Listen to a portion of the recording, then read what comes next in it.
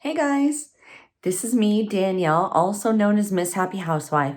I wanted to share with you how I cleaned my stove filters and also my microwave. So here's a few tips for you. So our first step in cleaning the microwave is we need to have a bowl of water. And to that water, we're actually going to add 3 drops of lemon essential oil. And it's not 3 drops, it's like 8 to 10 drops. The combination of the water and the essential oil, when we put it inside of the microwave, it's going to heat up and it's going to create a steam. And that steam is what is going to make all that gunk come off. So I'm just putting it in for 5 minutes. And once it's done, you be very careful when you take it out. Notice I'm wearing a pot holder. And then after that, while everything is still warm, you can actually just wipe it out.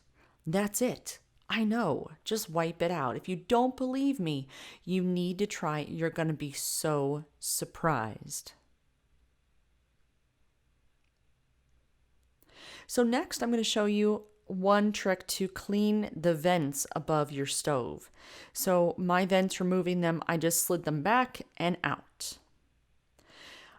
One method is using your oven. So you're going to set it for 250 degrees. You don't want it too hot. We're not going to try to burn down the house. Once the oven is preheated, you can either use a pan with water. Notice mine is all gross because that's what I do. Or you can use newspaper at the bottom of your vents.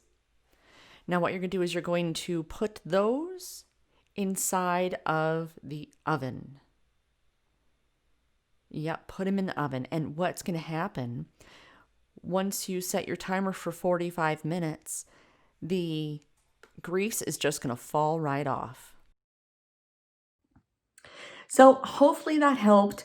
There are plenty of other videos out there to go and also show you some other ways.